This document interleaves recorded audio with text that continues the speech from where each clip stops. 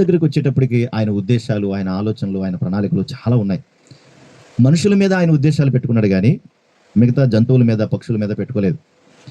ఈ జీవరాశులు అన్నీ కూడా ఈ ప్రకృతిలో సమతుల్యతను కలిగి ఉండడానికి ఏర్పాటు చేశాడు. వచ్చేటప్పటికి మాత్రం తన సంకల్పం, తన ఆలోచన, తన ఉద్దేశాలన్నీ కూడా మన మీద పెట్టుకున్నాడు. మనం చదువుకున్నామే లేఖన భాగాల్లో, ఎపిసి పత్రిక 1:3-6 అక్కడ ఆయన మాట్లాడితే ఏమంటే, తన కృపామహిమకు కీర్తి కలిగినట్లు తన చిత్త ప్రకారమైన దయా సంకల్పము చొప్పున యేసుక్రీస్తు ద్వారా తనకు కుమారులుగా స్వీకరించుటకై మనల్ని ముందుగా తన కోసము నిర్ణయించుకునేటువంటి పదాన్ని ఉపయోగించాడు. అంటే మనుషులను తన కోసం నిర్ణయించుకున్నాడు కానీ జీవరాశుల్ని కాదు. వింటున్నారా ఈ మాట? మనుషుల్ని తన కోసం ఏర్పాటు చేసుకున్నాడు, జీవరాశుల్ని కాదు. జీవరాశులన్నీ మన కోసమే.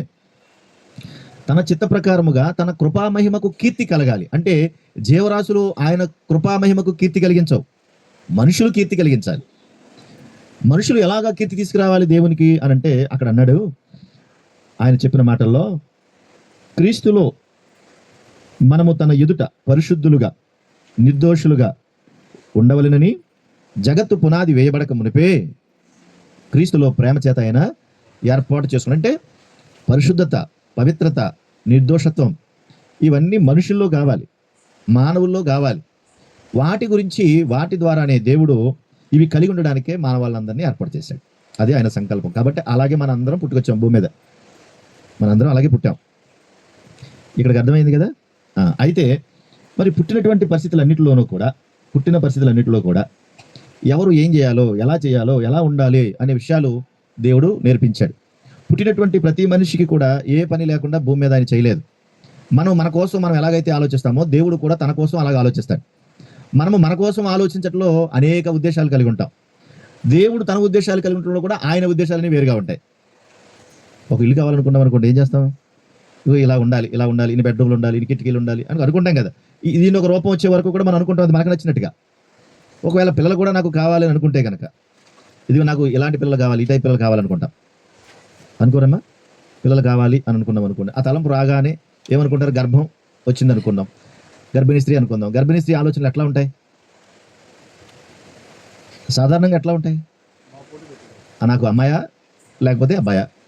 అబ్బాయి అయితే ఇలా చేస్తాను, అమ్మాయి అయితే ఇలా చేస్తాను. అబ్బాయికి అయితే ఈ వస్తువులు, అమ్మాయికి అయితే ఈ వస్తువులు, ఇవన్నీ కావాలని ఒక ఆలోచన ఉంటుంది. ఇంకేమైనా ఆలోచిస్తారా? మీరు మాట్లాడరు, బెర్రబిగిసిపోయారు ఏంటో మరి. అప్పుడే ఇంతకు మించి ఏమైనా ఆలోచిస్తారా? ఒకవేళ అమ్మాయి అయితే నాకు ఈ టైప్ కావాలి, ఈ వస్తువులు కావాలి, ఇలా సంపాదించుకోవాలి, అబ్బాయి అయితే ఇలా సంపాదించుకోవాలి, ఇవే ఆలోచిస్తారు. అంతకుమించి ఆలోచనలు వెళ్ళవు. కానీ దేవుడి ఉద్దేశాలు వేరుగా ఉంటాయి. ఆయన సంకల్పానుసారంగా ఆయన పనులన్నీ వేరుగా ఉంటాయి. ఆయన స్థాయిని అందుకోవడం చాలా కష్టం, మనకి చాలా కష్టం. లేఖనాల నుంచి కొన్ని మాటలు నెమ్మదిగా మీకు జ్ఞాపకం చేస్తాను. అసలు దేవుని ఉద్దేశాలను ఒకవేళ వెళ్తే కనుక, ప్రభువును అడిగినా కూడా, దేవుడిని అడిగినా కూడా, మరి నీకు ఎలాంటి వాళ్ళు కావాలి అని దేవుని అడిగితే ఆయన కొన్ని చెప్తాడు. మనుషులను అడిగామనుకోండి, వాళ్ళు కొన్ని చెప్తారు. కానీ దేవుని అడిగితే మాత్రం ఆయన కూడా చెప్తాడు. ఇప్పుడు మన అందరికీ తెలిసిన ఆవిడ ఎవరావిడ అంటే ఎస్తేరమ్మ గారు. మనం కొన్ని సంగతులు ఆలోచిస్తే కనుక చాలా అద్భుతంగా ఉంటుంది. చిన్ననాటి నుండి కూడా, బాల్యం నుండి కూడా తను ఎక్కడ పెరిగింది తెలుసా అమ్మా? చిన్నప్పుడే ఆమె యొక్క తల్లిదండ్రులు లేరు, చిన్నప్పుడే లేరు. కానీ ఎవరు ఆమెను పెంచుకున్నారు? ముద్దుగా పెంచారు. ముద్దుగా ఎవరు? తన పినతండ్రి అంటే చిన్నాన్న కదా. కానీ ఈ పినతండ్రి అంటే ఎవరు? చిన్నానే కదా. పినతండ్రి ఏం చేశాడంటే, తన కూతురులాగా తీసుకుని తల్లిదండ్రులు లేనటువంటి ఆ బిడ్డని చిన్ననాటి నుండి కూడా పెంచడం ప్రారంభిస్తే ఆ బిడ్డ యొక్క సంగతులన్నీ కూడా, బాగోగులన్నీ కూడా అతనే చూసుకునేవాడు. ఇతను యూదుడు, వాళ్ళందరూ యూదులు. అయితే ఇప్పుడు ఈ ఎస్తేరు చిన్ననాటి నుండి కూడా తన దగ్గరే బ్రతికింది. అనుకోని రీతిగా పెరిగింది, పెద్దదయింది. తనకి తెలియకుండానే రాజుగారి యొక్క అంతఃపురంలోకి వెళ్ళిపోవాల్సి వచ్చింది. ఎవరు ఆ రాజుగారు అంటే, రాజుగారు? అహష్వరోషు రాజు. ఆ రాజు కోటలోకి వెళ్ళిపోవాల్సి వచ్చింది. ఈ మాట ఎందుకు జ్ఞాపకం చేస్తున్నానంటే, మనం ఊహించే ఆలోచనలు, మనము చేసేటువంటి పనులు అన్నీ కూడా మనకు సంబంధించినట్టుగానే ఉంటాయి. కానీ కొన్నిసార్లు మనకు తెలియకుండానే ఎటో వెళ్ళిపోతూ ఉంటాం మనం. తను పెరిగినటువంటి పరిస్థితులు, తను ఉన్నటువంటి సంగతులన్నీ కూడా మనం గమనిస్తే గనక, వారి ఉద్దేశాలు, వారి ఉద్దేశాలు, వారి ప్రేమలు మనుషులకు రకరకాలుగా ఉంటాయి, కానీ దేవుని సంగతుల్లోనికి వెళితే చాలా అద్భుతంగా ఉంటాయి. అందుకనే బైబిల్లో దేవుడు అన్నాడు, బాల్య దినములందే నీ సృష్టికర్తను స్మరణకు తెచ్చుకో అన్నాడు. బాల్య దినములందే అంటే ఎప్పుడమ్మా? చిన్ననాటి నుండి ఉగ్గుపాలతోనే ఆ బిడ్డను దైవిక గుణాలు చేత పెంచాలి. ఇప్పుడు మొర్దెకై తనకు బిడ్డగా ఉన్నటువంటి హదస్సా అనేటువంటి ఎస్తేరును బిడ్డగా స్వీకరించి పెంచుతూ వచ్చాడు. ఇప్పుడు ఆ బిడ్డ పెద్దదయ్యింది. తర్వాత అనుకోని రీతిగా ఆ షూషన్ కోటలోకి వెళ్లాల్సి వచ్చింది. అక్కడ జరుగుతున్న పరిణామాలన్నీ వేరుగా ఉన్నాయి. ఎందుకంటే తను ఇప్పటి వరకు బ్రతికినటువంటి ఆ ఇల్లు వేరు, ఒక చిన్న పూరుగుడిసో, వాళ్ళు పేదవాళ్లే కావచ్చు, అక్కడ బ్రతికిన విధానం వేరు, అక్కడున్న ఇల్లు వేరు, అక్కడున్న మనుషులు వేరు. ఇప్పుడు సడన్గా ఒకేసారి తన ప్లేస్ మారిపోయింది, మనుషులు మారిపోయారు. ఇప్పుడు వీళ్ళని అలాంటి వాళ్ళ దగ్గర తీసుకెళ్ళి పడేస్తే ఎలా ఉంటారు వీళ్ళు? తనకి తెలియని ప్లేసు, తనకు తెలియని మనుషులు, వాళ్ళ మధ్యలోకి వెళ్ళి పడేస్తే వీళ్ళు ఏమవుతారు? అసలు మీరు మీ పిల్లల్ని విడిచిపెట్టి ఉండగలరా? ఉంటారు. చాలా పెద్ద పొరపాటు అది. ఎందుకు అనంటే బాల్యము నుండే అన్ని విషయాలకు వారికి అవగాహన కలిగించాలి.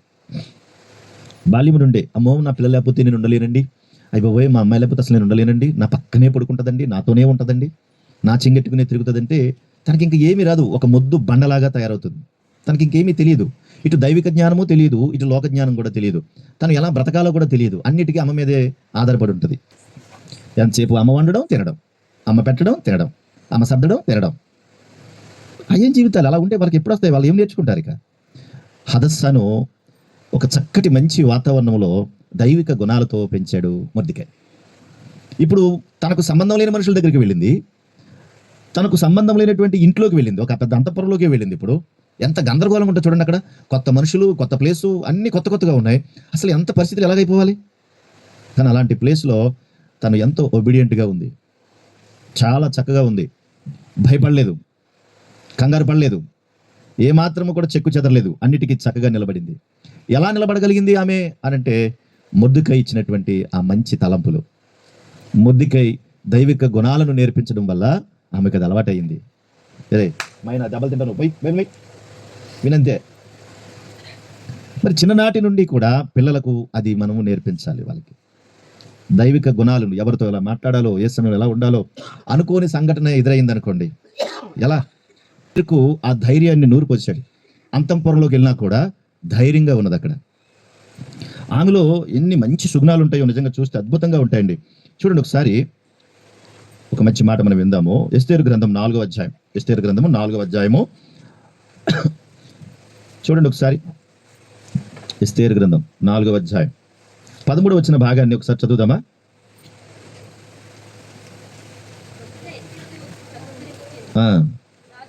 రాజనగరులో ఉన్నంత మాత్రము చేత యూదులందరికంటే నువ్వు తప్పించుకుందామని నీ మనసులో తలంచుకుందు. చాలు. ఈ మాట మనకి ఏం తెలియజేస్తుందంటే, వారి జాతి అంతటికి కూడా ఆపదొచ్చింది, వాళ్ళు కష్టపడ్డారు, ఇప్పుడు ప్రాణాపాయ పరిస్థితిలో ఉన్నారు. మొర్దెకై వచ్చి అమ్మ అంతా కూడా ఇలా కష్టంలో ఉంది, చాలా ఇబ్బందిగా ఉంది అని అంటే వెంటనే కూడా ఏం చేసిందనంటే, మరి నా పరిస్థితి బాగాలేదు, మరి నేను ఎట్లా, ఇప్పుడు వెళ్తే బాగోదు, ఇప్పుడు వెళ్తే నా ప్రాణం మీదకి వస్తుంది ఎలా అని అంటే వెంటనే మొర్దెకై అన్నాడు, నువ్వు ఆ 14లో చూడ మాట, నీవు ఈ సమయమందు ఏమీ మాట్లాడక మౌనంగా ఉండడలా వేరొక దిక్కుండి వాళ్ళకి సహాయం వస్తుంది, కానీ నీవు నీ ఇంటి వారు ఏమైపోతారు? నశించెదరు. నీవు ఈ సమయమును బట్టి రాజ్యమునకు వచ్చితివేమో అన్నాడు. నీవు ఈ సమయమును బట్టే ఈ రాజ్యమునకు వచ్చితివేమో అనే మాట. ఏంటి మాట మనకి ఏం తెలియజేస్తుంది? మాట దేవుని సంకల్పమేమో ఎస్తేరు రాజనగర్లోనికి వెళ్ళాలి, మొర్దెకై ఏమో తన ఇంటి దగ్గర ఉండాలి. ఈ రాజనగర్లోకి ఈమె ఎందుకు రావాలంటే రాబో ఆపదను గురించి దేవునికి బాగా తెలుసు, ఏ ఆపద వస్తుందో తెలుసు కనుక ఏ సమయానికి ఎస్తేరుని అక్కడికి నడిపించాలో అప్పటిదాకా కూడా తండ్రి దగ్గర ఉంచాడు. ఆ తర్వాత తీసుకెళ్ళి అంతఃపురం దగ్గర పెట్టాడు. ఇక్కడ ఏ విషయం చెప్పదలుచుకున్నానంటే, ఇప్పుడు ఎస్తేరు ఎవరంటే మొర్దెకై కూతురు పక్కన పెట్టండి, ఆ అంతఃపురంలో యువరాణి కదా. ఇలాంటి యువరాణిగా ఉన్నటువంటి ఆమె వెంటనే ఏం చేయాలి? నువ్వేంటి నాకు చెప్పేది అనాలి కదా. నువ్వేంటి నాకు చెప్పేది, నేను ఏమైనా జరుగుతుంది, ఇప్పుడు నేను ఇక్కడ యువరాణిని, నీ మాట వినాల్సిన పని నాకు లేదు, నా ఇష్టానుసారంగా నేను చేసుకుంటా. సాధారణంగా కొంచెం స్టేటస్ పెరగగానే మనుషులు ఏమైపోతారు? ఆటోమేటిక్గా మారిపోతారు. మారండి, ఎన్నిసార్లు చెప్తాను. కానీ ఒక సాదాసీదా మనిషి అంతఃపురంలో ఉంటే అంతఃపురం వెళ్ళిన తర్వాత ఏమాత్రం కూడా గర్వించకుండా తను మొర్దెకై పట్ల విధేయత చూపించింది. ఈ విధేయత ఇప్పుడు వచ్చింది కాదు, చిన్ననాటి నుండి కూడా మొర్దెకై పెద్దలకు విధేయత చూపడం, దేవుణ్ణి ప్రేమించడం నేర్పించాడు. మరి మీ పిల్లలు విధేయత కలిగి ఉన్నారా? డప్పాలు కొడుతున్నారా? డిగ్రీలు చూపిస్తా ఉన్నారా? నాకు తెలిసినంత వరకు మీరే మంచి మంచి మేకప్లు వేసి, వాళ్ళకి మంచి మంచి జడలు వేసి, మంచి రకరకాల బుట్లు పెట్టి, వాళ్ళకి రంగురంగుల కిరీటాలు పెట్టి, వాళ్ళని అలా తయారు చేస్తే ఆనందించాలి, సంతోషించాలి. అది దైవికంగా ఉండడమే కావాలి. లోకానుసారంగా అది రంగుల హంగుల ప్రపంచం అని రాశాను ఒక పాటలో. అందుకనే అది ఆనందించాలి, కానీ దానికి మించినటువంటి వాతావరణం అది తెచ్చుకుంటే మాత్రం అది ఎంత ప్రమాదంలోకి నెట్టేస్తుందో. అప్పుడు లోబడే గుణం రాదు, విధేయత గుణం వాళ్ళకి రాదు. కనుక విధేయత అనేటువంటి గుణం కలిగిన వారు ప్రభువు కావాలనుకుంటున్నాడు. చిన్ననాటి నుండి ఆ సుగుణాలు నేర్పించాలంటున్నాడు. దేవునికి, ప్రభువుకి ఎలాంటి వాళ్ళు కావాలంటే విధేయత కలిగిన వారు కావాలి. మనకి తిరుగుబాటు చేసేవాళ్ళే ఉంటారు ఎక్కువ మంది, విధేయత చూసే లేకుండా ఉంటారు. కనుక నీ పిల్లలకు ఈ విషయం వింటున్నటువంటి నీవు విధేయత కలిగిన బిడ్డల్లాగా వారిని పెంచమని దేవుడు చెప్తున్నాడు. నువ్వు ఈ సమయం బట్టే వచ్చావు అనంటే ఆ సమయాన్ని దేవుడికి తెలుసు కనుక ఆ సమయం వరకు కూడా ఆమెను పెంచి పెద్ద చేసి సమయం వచ్చేటప్పటికి అంతఃపురంలో తీసుకెళ్ళాడంటే దేవుడు కదా మరి ఆయన ఎరిగినవాడు కనుక తీసుకెళ్ళిపోయాడు. విధేయత కలిగింది కనుక ఒకవేళ తిరుగుబాటు చేస్తే వచ్చే ఆశీర్వాదాలు, దీవెనలు అన్నీ పోగొట్టుకుంటారు. ఎప్పుడు తిరుగుబాటుదారుని మంచిది కాదు. పెద్దలను ప్రేమించేటువంటి గుణం, విధేయత కలిగినటువంటి గుణం చాలా అవసరం. నేను ఇలా చెప్తాను, నీకు నచ్చితే మాట్లాడు, నచ్చకపోతే మాత్రం ఎదిరించి మాట్లాడొద్దు, అక్కడి నుంచి తప్పుకో. నీకు నచ్చకపోతే తప్పుకో, కానీ ఎదిరించొద్దు, తిరస్కరించొద్దు, దేవుని వ్యతిరేకించొద్దు. దేవుని దగ్గరటువంటి దీవెనలు, ఆశీర్వాదాలన్నీ నీ అంతటి నువ్వే పోగొట్టుకున్నట్టు అవుతుంది కదా. ఇది ఎస్తేర్లో ఉంది గుణం కదా. మరొక గుణం కూడా చూపిస్తాను చూడండి ఒకసారి. ఎస్తేరు గ్రంథం 2వ అధ్యాయం. ఎస్తేరు గ్రంథం 2వ అధ్యాయం. క్షమించిన అక్కడ ఈ దేవుడు ఎందుకు ఈ సమయంలో బట్టే నీ వచ్చావనంటే గనక తను విధేయత కాదు, ఎందుకు నియమించాడో గ్రహించింది కదా. తను ఎందుకు నియమించాడో గ్రహించింది. ఈ మంచి మాట చాలా బాగుంటుంది. తను ఎందుకు వచ్చిందో అనే సంగతి ఎస్తేరుకి తెలుసా? ఎక్కడో అనుకోకుండా పట్టుకున్నారు, తీసుకొచ్చి అక్కడ పడేశారు. కానీ ఎక్కడో ఉన్న నేను ఇక్కడికి ఎందుకు వచ్చింది అనే సంగతి తనకు మాత్రం తెలియదు. ఈ విషయం ఎప్పుడు తెలిసింది అంటే, నువ్వు దీన్ని బట్టి, ఈ సమయం బట్టి నువ్వు ఇక్కడికి వచ్చావేమో అని మొర్దెకై ఎప్పుడైతే అన్నాడు అప్పుడు అర్థమైంది. అర్థమవగానే ఏం చేసిందో తెలుసా? నిజమే, నేను ఇంటికి వచ్చానేమో అని లోబడి, నేను ఉపవాసం ఉంటాను, చిలుకత్తలు కూడా ఉపవాసం ఉండంటాను, మీరు కోసం నా కొరకు మీరు కూడా ఉపవాసం ఉండండి. చూసారా, చిన్న బిడ్డలకు ఉపవాసం నేర్తారు ఎప్పుడన్నా? చిన్న పిల్లలకు ఉపవాసం నేర్తారా? అసలు పెద్దోళ్ళే ఉండరు, అసలు పెద్దోళ్ళు ఉపవాసం ఉండరు. పిల్లలకి వాళ్ళు ఉండలేరండి. వాళ్ళు ఉండలేదు కాదు, నువ్వు ఉండలేవు. వాళ్ళకి చిన్ననాటి నుంచి అది నేర్పించాలి. ఉపవాసం పనే పద్ధతి చిన్నప్పటి నుంచి వాళ్ళకి నేర్పించాలి. అమ్మా, మనం దేవునికి ప్రార్థన చేయాలి కదా, ఈ గంట సేపు ఉపవాసం ఉండమ్మా, ఈ గంట ఏమి తినకుండా ఉండు, ఈ గంట సేపు ఉండు ఉపవాసం. ఆ గంటలో నువ్వు వాక్యం దగ్గర తీసుకెళ్ళి వాళ్ళకి ఏవో చెప్తా ఉంటే ఈ గంట కాదు 2 గంటలు మర్చిపోతారు వాళ్ళు. కానీ నువ్వేం చేస్తావు? ఇది పెట్టనా, అది పెట్టనా, అది పెట్ట, నువ్వు నవ్వులుతూ ఉంటావు. కొంతమందికి 24 గంటలు నవ్వులుతూ ఉండాలి, నోట్లో ఆడుతూ ఉండాలి మిషన్ లాగా. నువ్వు నవ్వులుతావు, వాళ్ళ చేత నవ్వులిస్తావు. ఉపవాసం ఉండడం అలవాటు చేయాలి పిల్లలకి. కానీ ఎప్పుడైతే ఇలా చేసిందో చూడండి, ఇప్పుడు 2వ అధ్యాయము 20 వచనం కూడా చదవండి. ఎస్తేరు గ్రంథం 2:20. ఎంత మంచి మాట, బాగుంటుంది. ఎస్తేరు మొర్దెకై యొక్క పోషణ మందున్న కాలము చేసినట్టుగానే ఇప్పుడును అతని మాటకు లోబడుచుండెను. అది నేను రివర్స్లో చెప్పాను మీకు. ఎందుకు నియమించిందో అంటే దేవుని సంకల్పం ఏంటో తెలుసుకుంది. తర్వాత ఎప్పుడు యువరాణిగా ఉండకముందు ఎలాగైతే ఉందో, యువరాణి అయిన తర్వాత కూడా అలాగే లోబడి ఉంది. ఎంత మంచి మాట. జాబ్ చేసే వాళ్ళు చూడండి, ఏమైనా కొద్దిగా ప్రమోషన్ వచ్చింది అనుకోండి, వాళ్ళు మాట వింటారా? ఇప్పుడు నా డిగ్రీ పెరిగింది కాబట్టి, ప్రమోషన్ వచ్చింది కాబట్టి నేను ఎవరిని లెక్క చేయలేదు అనుకుంటారు. సడన్గా ఉన్నట్టుండి ఉద్యోగం ఊడిపోద్ది. బోల్డ్ మందిని చూసాం అలాంటి వాళ్ళని.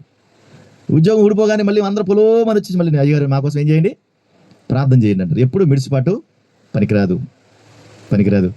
దేవుడు ఒక అంతస్తు నీకు ఇచ్చాడు. దేవునికి స్తోత్రం. ప్రభా, నీ దయవల్ల అంతస్తు నేను సంపాదించుకోగలిగాను. కనుక ఎప్పుడు ఊడిపోతుందో, ఎప్పుడు ఎగిరిపోతుందో, ఎప్పుడు ఎట్లా ఉంటామో అనేది మనకి తెలియదు. పోషణ మందున్న కాలములు అంటే పూరుగుడిసెలో ఉన్నప్పుడు మొర్దెకైకి ఎలాగైతే లోబడిందో, అంతఃపురంలోకి వెళ్ళి మహారాణిలా ఉన్నప్పుడు కూడా ఆయన మాట విని లోబడుతుందంటే ఎంత మంచి మాట. అందుకని పిల్లలకు నిన్ను దేవుడు ఎందుకు పుట్టించాడమ్మా అనే విషయాన్ని నేర్పాలి. మనము దేవునికి లోబడి ఉండాలి అనే విషయాన్ని కూడా నేర్పించాలి. ఇది మనం తెలుసుకోగలిగితే తప్పనిసరిగా ఆయనకి ఇష్టమైనట్టుగా బ్రతకడానికి ఇష్టపడతాం. నువ్వు ఎందుకు పుట్టావు అనే సంగతి నీకు తెలుసా? ఎట్లనగా తాను ప్రియుని యందు,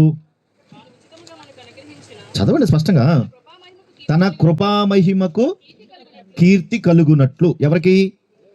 దేవుని కృపామహిమకు కీర్తి కలిగినట్లు అన్నాడు. అంటే ఎందుకు పుట్టాం మనం అంటే, ఆయన కృపా మహిమకు కీర్తి కలిగించడానికి పుట్టాం. ఇది ఇంకా బండ గుర్తు పెట్టేసుకోవాలంతే. ఎందుకు పుట్టామంటే దేవుని మహిమ కొరకు పుట్టామంతే మనం. అలా పుట్టడానికి ఏం చేశాడు ఆయన? తన చిత్త ప్రకారమైన దయా సంకల్పం చొప్పున యేసుక్రీస్తు ద్వారా తనకు కుమారులుగా స్వీకరించుటకై మనల్ని ముందుగా నిర్ణయించుకుని మనము తన ఎదుట పరిశుద్ధులమును నిర్దోషులమై ఉండవాలని జగత్తు పునాది వేయబడక మునిపే ప్రేమ చేత ఆయనలో మనను ఏర్పరచుకుంటే ఏంటి? ఆయన కృపా మహిమకు కీర్తి కలిగించడానికే మనం పుట్టాం. ఈ విషయం, ఈ సంకల్పం ఎస్తేరుకి అర్థమైంది. కాబట్టి నన్ను ఎరిగినటువంటి దేవుడు ముందుగానే ఎరిగి నన్ను ఇక్కడ తీసుకొచ్చాడు. నేను ఇక్కడికి రావడం కారణం అదే. నేను ఎక్కడో ఉండాల్సిన దాన్ని ఇక్కడ ఎందుకు వచ్చానంటే, ఇదిగో యోధా జాతి విముక్తి కొరకు నువ్వు అహస్వరోష రోజు అంతఃపురంలో ఉండాలి అని దేవుడు అక్కడికి పంపించాడు. దేవుని సంకల్పం తెలుసుకుంది. అంతేకాదు దేవుడిచ్చినటువంటి విధేయతను కనపరిచింది. తర్వాత మరొక మాట కూడా జ్ఞాపకం చేస్తాను. చూడండి, ఒకసారి ఎస్తేరు గ్రంథం 2వ అధ్యాయం, ఎస్తేరు గ్రంథం 2వ అధ్యాయం 15వ వచనం చూడండి. మొర్దెకై తన కుమార్తెగా స్వీకరించుకున్న తన పినతండ్రి అయిన అబీహయలు కుమార్తెగా ఎస్తేరు రాజునొద్దకు వెలుటకు వంతు వచ్చినప్పుడు స్త్రీలను కాయు రాజు యొక్క షండుడైన హేగే నిర్ణయించిన అలంకారము గాక ఆమె మరి ఏమయో కోరలేదు. ఎస్తేరును చూచిన వారందరికీ ఆమె యందు దయ పుట్టెను. ఎస్తేరును చూసిన వారందరికీ ఏం కలిగిందంట? ఈ మాట ఏం తెలియజేస్తుందంటే, ఎస్తేరు మనుషులందరి దయను సంపాదించుకుంది. ఎంత కష్టం మనుషుల దయ సంపాదించుకోవడం? కష్టమే కదా అమ్మా? మనుషులు దయ సంపాదించుకోవడం ఎంత కష్టం. అసలు అందరూ ఒకేలా ఉండరు. రకరకాల మనుషులు, రకరకాల ఆలోచనలు, రకరకాల పద్ధతులు. కానీ అదేంటో తెలియదు. ఎస్తేరు అందరికీ నచ్చింది. మనుషులందరికీ, అక్కడ వాళ్ళందరికీ కూడా దయ పుట్టెను అంటే మనుషుల దయను సంపాదించుకుంది. అదే మూడో మాట. మనుషుల దయను సంపాదించుకోవడం ఎంత కష్టమో. కొన్నిసార్లు మన ఇంట్లో వాళ్ళమే నచ్చుతామా? అసలు వాళ్ళని మెప్పించడమే చాలా కష్టం. ఫస్ట్ ఇంట్లో వాళ్ళు దయ ఉంటే ఊళ్ళో వాళ్ళు దయ తర్వాత వస్తుంది. ఫస్ట్ ఇంట్లో వాళ్ళు దయ ఉండాలి కదా. ఇంట్లో వాళ్ళు దయ లేదు, ఇంకా ఎదురు వాళ్ళు దయ ఎలా వస్తుందండి? ఇంట్లో వాళ్ళ దగ్గర నుంచే దయను సంపాదించుకోలేకపోయావు. నేను చూస్తే అసలు కర్రలు కాదు కదా, ఇంట్లో వాళ్ళు ఉన్న దయనే సంపాదించుకోలేకపోతే వీధుల వాళ్ళ దయ ఎలా సంపాదించుకుంటాం? ఎస్తేరు మనుషులందరి దయను సంపాదించుకుందండి. చూడండి, ఒక యవనస్తురాలు, ఒక చిన్ననాటి నుండి పెరిగిన బిడ్డ యవన కాలంలోకి వచ్చేటప్పటికి ఎంతమందిని సంపాదించుకుందాం అంటే, చిన్ననాటి నుండి కూడా తల్లిదండ్రులు సరైనటువంటి విధానంగా పెంచకపోవడం వల్ల. ఇక్కడ ఇంకో మాట ఉంటుంది, నువ్వు బాగా పెంచిన తర్వాత యవనకాలం వచ్చేటప్పటికి లోకమంతా ఆకర్షిస్తుంది. ఎంత బాగా పెంచినా కొన్నిసార్లు లోకమంతా ఆకర్షిస్తుంది. ఆకర్షణలో పడి నశించిపోతున్నప్పుడు ఏదొక సందర్భంలో చిన్ననాటి నుండి నువ్వు నేర్పినటువంటి ఆ మాటలన్నీ కూడా ఏదొక సందర్భంలో తప్పకుండా జ్ఞాపకం వస్తాయి.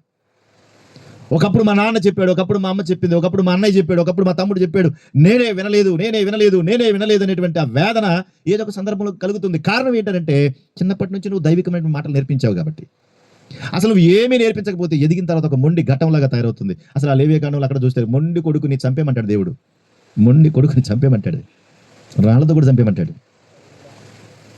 కనుక దేవుని మాట చేత పట్టబడితే ఈ సుగుణాలన్నీ వస్తాయి. మొర్దెకై చిన్ననాటి నుండి ఆమెకి ఏమి నేర్పించాడు? విధేయత నేర్పించాడు. దేవుని సంకల్పం ఏంటో నేర్పించాడు. మనుషులందరి దయను సంపాదించుకోవడం ఎలాగో నేర్పించాడు. మనం ఏం నేర్పిస్తాం? ఒరే, నువ్వు పెద్దమ్మ నుండి గెలకరా, నీ పెద్దమ్మ నుండి గెలకరా, నువ్వా నేర్పుతారండి అనరండి మీరు అంటే. ఒకసారి మనకు అలాగా హాగర్ దగ్గరికి వెళ్దాం. హాగర్ మనకు తెలుసు కదా, అయినా తీయొద్దులే, సమయం సరిపోదు. హాగరు గర్భిణీ స్త్రీగా ఉన్నప్పుడు తన యజమానురాలు శారమని ఏమంది? నీచంగా చూసిందంట. అంటే కొంచెం లేమికి వచ్చేటప్పటికి మనకేమొచ్చేది? అహంకారం, గర్వం వచ్చేది. కొంచెం లేమి వచ్చేటప్పటికి గాలి తుఫాను వచ్చి ఎలాగైతే వెళ్ళిపోద్దో, నీకున్న ఆస్తిపాస్తులు, నీకున్న ఐశ్వర్యాలు, నీకున్న అందచందాలన్నీ కూడా తుఫాను ఎలాగొచ్చి వెళ్ళిపోద్దో అలాగే సడన్గా వెళ్ళిపోద్ది. ఆ రోజు నిన్ను కాపాడి కూడా ఉండడు. నువ్వు ఏడ్చినా కూడా మంచి నుంచి దిక్కు కూడా ఉండదు నీకు. అలాంటి పరిస్థితులు వస్తాయి. కనుక నీ స్టాండర్డ్ అంతా దాని మీద పెట్టకూడదు. నీ బేస్మెంట్, నీ పిల్లలంతా కూడా యేసు అనే పునాది మీద ఉండాలి. అది నీ స్టాండర్డ్.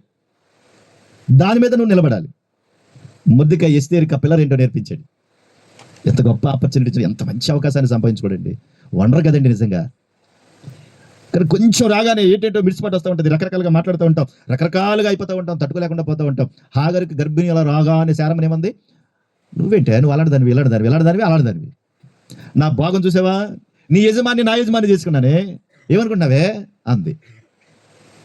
అన్నదా? పాపం కోపం వచ్చింది కదా రోజు. శారమ్మకి చాలా బాధ వచ్చింది. నేను కదా నా యజమాని నీకు ఇచ్చాను, నేను కదా ఐశ్వర్యం నీకు ఇచ్చాను, నేను కదా నీకు అంటగట్టింది, నీకేం పోయేకాలం వచ్చింది అని అడిగితున్నావు. అది శారమ్మ చాలా బాధపడింది ఆ రోజు. కానీ సరే, ఏదైతే పాపం ఏడుస్తూ ఉంటే అక్కడి నుంచి నేను వెళ్ళిపోతాను, నన్ను ఇబ్బంది పెట్టేస్తుంది, అది ఇది అని చెప్పేసి రోడ్డు మీదకి వచ్చి ఏడుస్తూ ఉంటే దేవుడు అన్నాడు, ఎక్కడ పోతున్నావు అన్నాడు. ఎవరిని?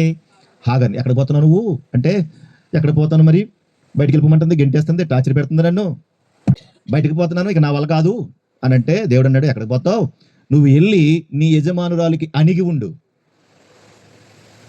అణిగి ఉండు. ఆవిడెవరు? నీ యజమానురాలు. వెళ్ళి అణిగుండు. గొప్పలకు పోతున్నావా? గర్వం చూపిస్తున్నావా? ఇక్కడ అహంకారం చూపిస్తున్నావా? వెళ్ళి కూర్చోపో అంది. దేవుని మాట ఏం చేయలేదు తెలియక చచ్చినట్టు మరలా శారం దగ్గరికి వెళ్ళి కూర్చుంది.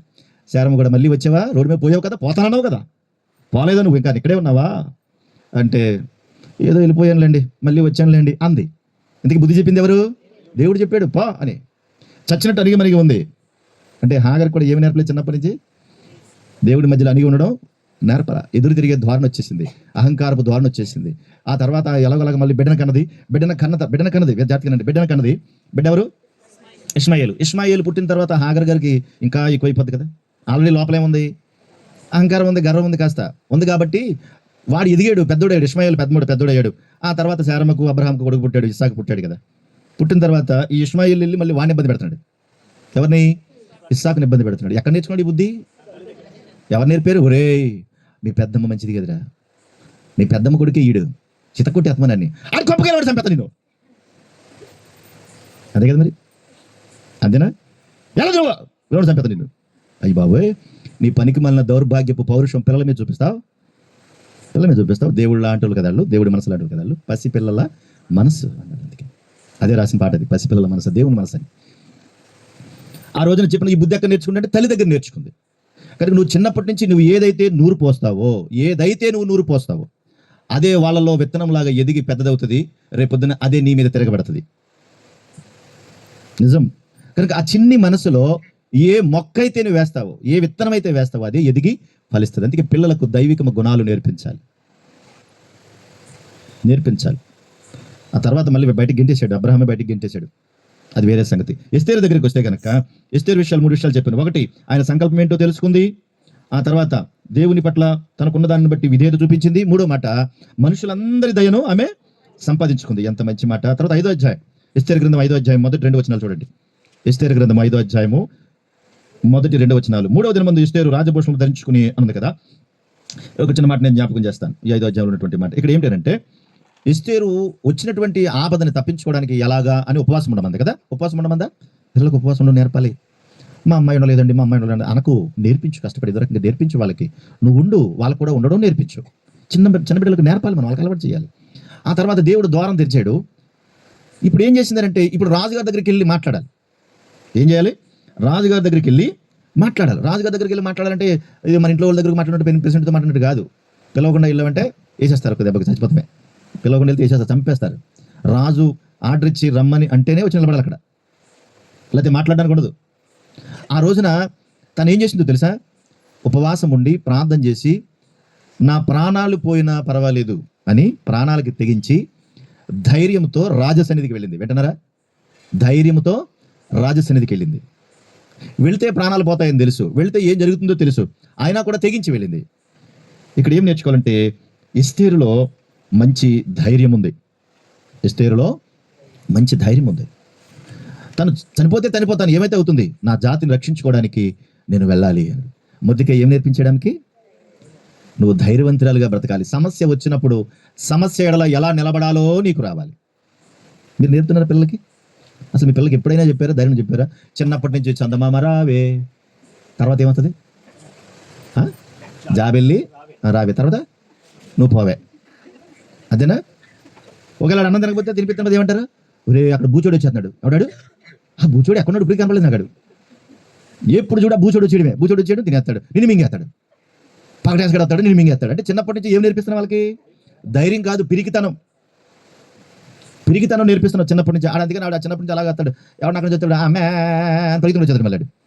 వాడికి ధైర్యం రాదు, మనుషులతో మాట్లాడడం చేత కాదు, ఎవరితో ఎలా మాట్లాడాలో కూడా. చిన్నప్పుడు కొంతమంది పిల్లలు ఉంటారండి, వాళ్ళు మంచి ఐక్యూ ఉంటుంది, వాళ్ళు ఎంత బాగా మాట్లాడతారు. వాళ్ళు ఎవరైనా పిలిచిన ఎవరైనా వచ్చినా కూడా అంకుల్ ఏముంది అంకుల్, అదేంటి అంకుల్, చాలా ధైర్యం. ఎవరు మనకు తెలియకపోయినా సరే, మనం కొత్త వాళ్ళమైనా సరే వాళ్ళు కల్పించి మాట్లాడేస్తూ ఉంటారు. ధైర్యవంతురాలుగా వెళ్ళింది. ఆ రోజున రాజు కూడా వెంటనే చూడగానే వేస్తారు, ఎందుకు ఇలా వచ్చా అని అనలేదు. అక్కడ మరొక మాట ఉంటుంది, ఎస్తేరుని చూడగానే రాజుకు దయ పుట్టెను. ఏం పుట్టిందంట అంటే, దేవుని సంకల్పానుసారంగా ధైర్యం కలిగి నిలబడింది. కార్యం ఎవరు చేశారు? దేవుడు చేశాడు. కనుక మనం ఆ నడిపింపులోనికి మనం వాళ్ళని తీసుకుని నేర్పించగలిగితే కార్యం దేవుడు చేస్తాడు. ధైర్యవంతురాలుగా వెళ్ళింది. అక్కడ అంతేకాదు చాలా తెలివైందండి. ఇక్కడ ఇంకొక విషయం ఉంటుంది, ఇంకొక మంచి మాట. అక్కడ ఆ సందర్భంలోనే చూడండి 3వ వచనం, రాణి అయిన ఎస్తేరు నీకేమి కావాలను, నీ మనమేమిటి, రాజ్యంలో సగం మట్టుకు నీకు అనుగ్రహించిన ఆమెతో చెప్పగా. 5వ మాట ఏంటంటే సరైనటువంటి సమయోచితమైనటువంటి జ్ఞానాన్ని ప్రదర్శించింది. సమయోచితమైన జ్ఞానాన్ని ప్రదర్శించింది. మీకు విషయం అని చెప్తాను చూడండి. మీకు ఇప్పుడు ఏదైనా ఒక విషయం నీకు తెలిసింది అనుకోండి, ఏదైనా ఒక విషయం నీకు తెలిసింది, తెలవగానే నీ రెస్పాన్స్ ఎట్లా ఉంటుంది? ఏం చేయాలి? రోజున ఎస్తేరు నీ సమస్య ఏంటి, నీకేం కావాలి, రాజ్యంలో సగం మట్టుగానే నీకు ఇచ్చేస్తాను అంటే వెంటనే ఏం చెప్పాలి? ఎస్తేరు మామూలుగా అయితే ఏం చెప్పాలి? అయ్యా రాజుగారు మాకు పెద్ద సమస్య వచ్చి పడిందయ్యా, మా చిన్న చెప్పాడయ్యా, ఇలా ఇట్లా జరిగిందయ్యా, ఇట్లా జరిగితే నేనేం చేయాలో నాకు తెలియలేదయ్యా, నువ్వు ఉపవాసం ఉండమన్నాను, నేను ఉపవాసం ఉంటానన్నాను, నేను రాజుగారి దగ్గరికి వెళ్తానన్నాను, ఈ సోదంతా చెప్పిందా? మనమైతే ఏం చెప్తావు? నువ్వైతే ఏం చెప్తావు?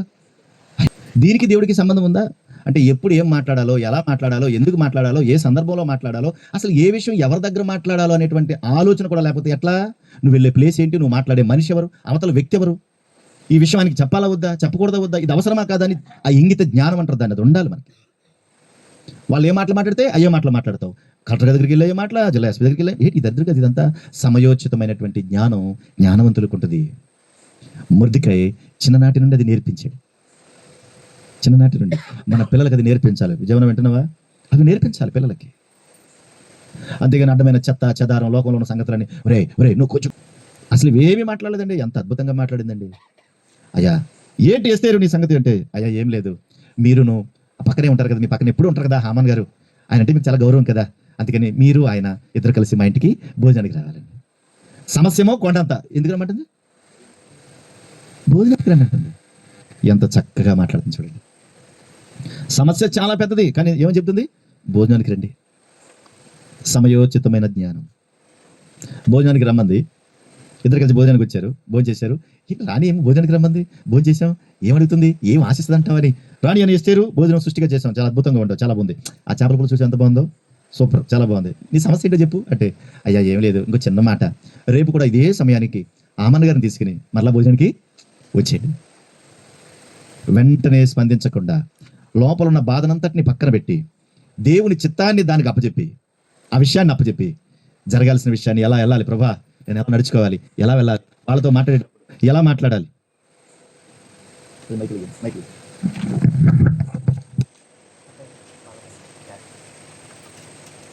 వాళ్ళు నేను ఎలా మాట్లాడాలి, ఏం చేయాలి అని దేవుని చిత్తానికి అప్పగించి వెళ్ళిపోతుంది. మీ పిల్లలకి ఎప్పుడైనా చెప్పారా, అమ్మ ప్రార్థన చెయ్యి, ఇది ఎందుకు ఈ విషయం ఎలా వచ్చిందో దేవుడు సహాయం చేస్తాడు, నువ్వు మోకరించి ప్రార్థన చేస్తే దేవుడు నీతో మాట్లాడతాడు. ఈ విషయం తెలిసింది ఎప్పుడైనా అడిగారా అలాగే దేవుడిని? ఎప్పుడైనా అడిగారా? పిల్లలకి అది నేర్పించాలి, ఉంచాలి. మనం ఎస్తేరు నమ్మింది కదా, మరి ఆ నమ్మకం చిన్ననాటి నుండి దేవుని మీద నమ్మకం నేర్పించాడు మొర్దెకై, కనుకనే తెలుసుకోగలిగింది. రేపు కూడా భోజనానికి వచ్చేయండి అంది. భోజనానికి వచ్చేసారు. భోజనానికి వచ్చిన తర్వాత అప్పుడు చెప్పింది విషయం. అయ్యా ఈ కుర్చీలో కూర్చున్నాడు, భోజనం చేస్తున్నాడే, మాంస ముక్కలు బాగున్నాయి అంటున్నాడే, ఈయన వల్ల మాకు ఆపద వచ్చింది అంటే, ఇప్పుడు మాంస ముక్కలు ఎక్కడ దాకా దిగుతాయి? గొంతులో నుండిపోయింటాయి కదా. ఎందుకు విషయాలు చెప్తున్నానంటే చూడండి ఒకసారి, దేవునికి ఎలాంటి వాళ్ళు కావాలి అని అంటే, ఒకటి విధేయత కలిగిన వారు కావాలి, ఆయనకు విధేయత కలిగిన వారు కావాలి. 2 ఆయన సంకల్పాన్ని ఎరిగిన వారు కావాలి, 3 మనుషుల దయను సంపాదించుకునేవారు కావాలి.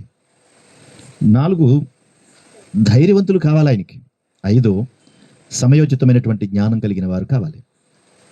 58వ కీర్తన 3వ చరణం త్వరగా తీసుకుని ముగిస్తాను నేను. 58వ కీర్తన 3వ చరణం త్వరగా 58వ కీర్తన 3వ చరణం చదవండి తొందరగా, ముగించుకుందాం.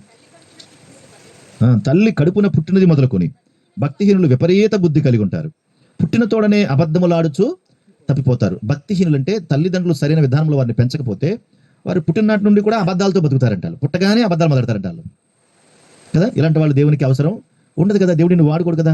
పుట్టగానే అబద్ధాలు మొదలెడతారంట, ఏదో దారుణం. చూడండి మరొక మాట, 48వ యెషయా గ్రంథం 48వ అధ్యాయం, 48వ అధ్యాయము 8వ వచన భాగం కూడా చూడండి. 48:8 చదువుమా. నీకు తెలియబడనే లేదు, పూర్వము నుండి నీ చెవి తిరగబడనే లేదు, నీవు అపనపకస్తుడవై నీ తల్లి గర్భమున పుట్టినది మొదలుకొని తిరుగుబాటు చేయువాడని అనిపించుకుంటివి. ఇప్పుడు మొదలెట్టాడంట, పుట్టిన దగ్గర నుంచి కూడా తిరుగుబాటేనంట. ఆ ముందోడు ఏం చేశాడు? పుట్టినప్పటి నుంచి కూడా అబద్ధాలేనంట. ఇవి మనం పిల్లలకి నేర్పితే నీ ద్వారా వాళ్ళు కూడా నేర్చుకుంటారు. నువ్వు అబద్ధాలు నేర్పితే వాళ్ళు కూడా ఏమొచ్చేస్తాయి? అబద్ధాలు వస్తాయి. నువ్వు తిరుగుబాటు చేయడం నేర్పిస్తే అమ్మ నాన్న నేర్చుకుంటారు. అందులో వాడు అమ్మను కొడతా ఉంటే నువ్వు ఇక్కడ అమ్మను కొడతా ఉంటాడు. అందులో వాడు అత్తగారిని చంపేస్తా ఉంటే నువ్వు అత్తగారిని చంపేస్తావు. అంతే కదా మరి ఎలాగా అంటే అది ఎంత ప్రమాదకరమో అర్థం చేసుకోవాలి. 22 సామెతల గ్రంథం 15వ వచనం. 22 సామెతల గ్రంథం 15వ వచనం. 22 సామెతల గ్రంథం 15వ వచనం.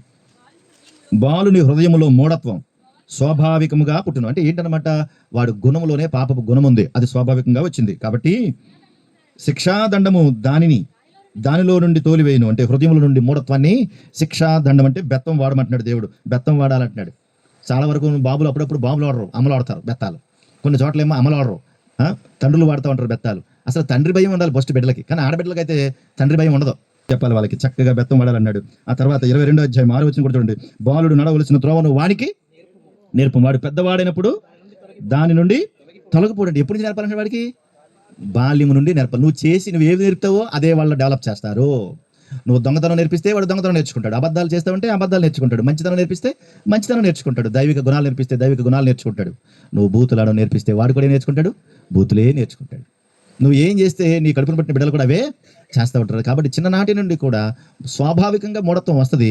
దేవుని మనసుతో బెత్తం ద్వారా వాడికి బుద్ధి చెబుతూ దైవిక గుణాలు వాడికి నేర్పించమంటున్నాడు దేవుడు. చూడండి 22వ కీర్తన 9:10. 22వ కీర్తన 9:10 త్వరగా. 22వ కీర్తన 9:10 చరణాలు. గర్భము నుండి నన్ను తీసిన వాడు నీవే కదా, నేను నా తల్లి యొద్ద స్తన్యపానము చేయుచుండగా నీవే కదా నాకు నమ్మకం పుట్టించావు. గర్భవాసి నుండి మొదలుకు నాకు ఆధారం నీవే, నా తల్లి నన్ను కన్నది మొదలుకు నా దేవుడవు నీవే. ఏం మాట్లాడుతున్నాడు ఆయన? గర్భవాసి అనేది మొదలుకొని ప్రభా నువ్వు నమ్మకం పుట్టించావు, నువ్వు నా దేవుడివి. చిన్ననాటి నుండి ఏం నేర్చుకున్నాడు? నువ్వు నా దేవుడివి, నువ్వు నా ప్రభుడవు. యేసుక్రీస్తు వారు కూడా ఈ భూమి మీదకి వచ్చిన తర్వాత, భూమి మీద పెరిగి పెద్ద అయిన తర్వాత కూడా ఆయన ఎదిరించి మాట్లాడాల, దూషించి మాట్లాడాలి ఎవరిని. చూడండి లోకాసువార్త 2:52 వచ్చిన కూడా చూడండి త్వరగా. లోకాసువార్త 2:52. యేసు జ్ఞానమందును అన్నాడు. ఏంటమ్మా? జ్ఞానమందును. ఇప్పుడు ఎస్తేరు ఎలా పెంచాడు? మొద్దికాయ జ్ఞానంలో పెంచాడు. ఆ తర్వాత వయస్సునందు అంటే చిన్ననాటి నుండి కూడా యవ్వన కాలం వచ్చే వరకు కూడా అక్కడ పెంచుతూనే ఉన్నాడు. కానీ దేవుని సంకల్పాన్ని బట్టి అంతఃపురంలోకి వెళ్ళిపోయింది. అంతఃపురంలోకి వెళ్ళినా కూడా ఎలా ఉందంటే అప్పుడు ఎలాగైతే మాట ఉంది, ఇప్పుడు కూడా అలాగే మాట వింటుంది. అసలు ఇది మామూలు విషయం కాదండి. మన నోటితో చెప్పుకున్నంత తేలికైన విషయం కాదు ఇది. తేలిక మాట అంటామా? అసలు మారిపోమా? మరి అంతఃపురంలోకి వెళ్ళిపోయిందంటే ఎలా ఉండాలి? అసలు ఏ స్టేటస్ అది? ఏ స్టేటస్? అది సామాన్యమైన విషయం కాదు. ఆ తర్వాత దేవుని దయ అంటే చిన్ననాటి నుండి కూడా ఎస్తేరు ఎలా పెరిగింది? దేవుని దయలో పెరిగింది. కాబట్టి అన్నీ నేర్చుకుంది. తండ్రి మాటకు, తన పినతండ్రి మాటకు ఎదురు చెప్పకుండా లోబడి దేవుని సన్నిధిలో పెంచితే అలాగే బతికింది. ఆయన ఏం పెడితే తిన్నది, ఎలా ఉంటే అలా ఉన్నది. ఎక్కడ ఎలా మాట్లాడాలో, ఎవరితో ఎలా మాట్లాడాలో, ఎవరితో ఎలా నడుచుకోవాలో చూసింది. మనం ఆ గ్రంథం అంతా తిరిగేసినా కూడా అన్ని అలంకారాలు కోరుకుందా? అందరూ నగలన్నీ ఎదురుగుండా పెట్టి నీకేం కావాలో ఏరుకుంటే అందరూ మొత్తం అన్నీ ఏరేసుకున్నారు. మీరేమి ఏరుకుంటారమ్మా? ఏ అలంకారాన్ని కోరుకోలేదు ఏంటండి? నువ్వు రకరకాల మేకప్లు వేసుకొని ఏ డ్రెస్ చేసుకుంటే ఆ చెవులీలు, అంతే కదమ్మా. ఏ డ్రెస్ చేసుకుంటే ఆ చెప్పులు, ఆ గాజులు. అయ్య బాబు ఇదేంటి? ఈ మెల్ల వేసుకుని కూడా ఏ డ్రెస్ చేసుకుంటే ఆ కలరు. చిన్నప్పటి నుంచి నువ్వు మ్యాచింగ్ అంట. ఇంకా దౌర్భాగ్యం చెప్పనా, బైబిల్ కవర్ కూడా మ్యాచింగ్ పెట్టుకునే వాళ్ళు ఉన్నారు. పచ్చ చీర కట్టినారు అనుకోండి, పచ్చ కవర్ వేసుకుంటారు. ఇంట్లో చాలా ఉంటాయి కవర్లు. ఇంతకీ దేనికి ఇదంతా? హేగే వచ్చి ఇస్తేరమ్మా నీకు ఏం కావాలో తీసుకోమ్మా అంటే నువ్వేమిస్తే అదే పుట్టుకుంటానన్నయ్య, నువ్వేది ఇస్తే అదే. ఇది నువ్వు పెట్టుకోమ్మా బాగుంటుంది తల్లి, అదే పెట్టుకున్నాను. ఇది నువ్వు పెట్టుకోమ్మా బాగుంటుంది తల్లి నీకు. హేగే ఎంత ప్రేమగా ఒక తండ్రిలాగా చూసాడట. ఎవరిని బట్టి ఇదంతా అంటే దేవుని బట్టి పెంచిన తండ్రిని బట్టి ఆ విలువను కాపాడింది అక్కడ. నువ్వేమో చిన్నప్పటి నుంచి ఒళ్ళంతా సొక్కలు పెట్టి రకరకాల డ్రెస్సులు వేసి అలా పెంచుతూ ఉంటే ఆ పిల్లల్ని రేపు వాళ్ళు అందులో ఫిక్స్ అయిపోతారు. అందులో నుంచి మరలా వాళ్ళని బయటికి తీసుకురావడం చాలా కష్టం. నువ్వు పెద్ద అయ్యవమ్మా, నువ్వు ఇది వేసుకోవద్దమ్మా అంటే మరి చిన్నప్పుడు ఎందుకు వేసావు? అప్పుడు వేసావు కదా, మరి ఇప్పుడు వద్దంటే పెట్టి. కనుక యేసు జ్ఞానమందును, వయసునందును, పెద్దల దయందును, మనుషుల దయందును, దేవుని దయందును వర్ధిల్లాలి.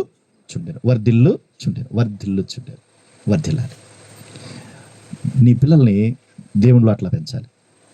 ఒక ఎస్తేరులో ఉన్నటువంటి ఒక విధేయత, ఒక దైవిక గుణం, లోబడే గుణం, ప్రేమించే తత్వం, మనుషుల దయను సంపాదించుకునే గుణం, ఎవరితో ఎలా మాట్లాడాలో నేర్పించాలి, ఎవరితో ఎలా నడుచుకోవాలో నేర్పించాలి. ఈ గుణాలు కలిగి ఉంటే ఈ భూమి మీద బ్రతకడానికి, దేవుని కొరకు బ్రతకడానికి ఉపయోగపడతాయి.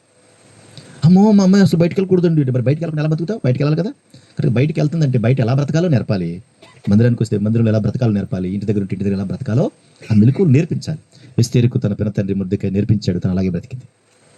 యేసుక్రీస్తు వారు కూడా చిన్నప్పటి నుంచి అలాగే ఒక మంచి మార్గదర్శకులుగా ఉన్నారు. ఆయన వెళ్ళిపోయే వరకు అలా బ్రతికారు.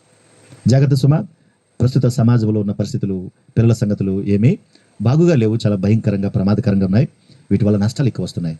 కనుక దైవికంగా మన బిడ్డల్ని ఈ విధంగా వాక్యానుసారంగా పెంచగలిగితే తప్పకుండా దేవుడు సహాయం చేస్తాడు. అట్టి కృప దేవుడు మీకు మీ పిల్లలకు దయచేయను గాక. ఆమెను ప్రార్థన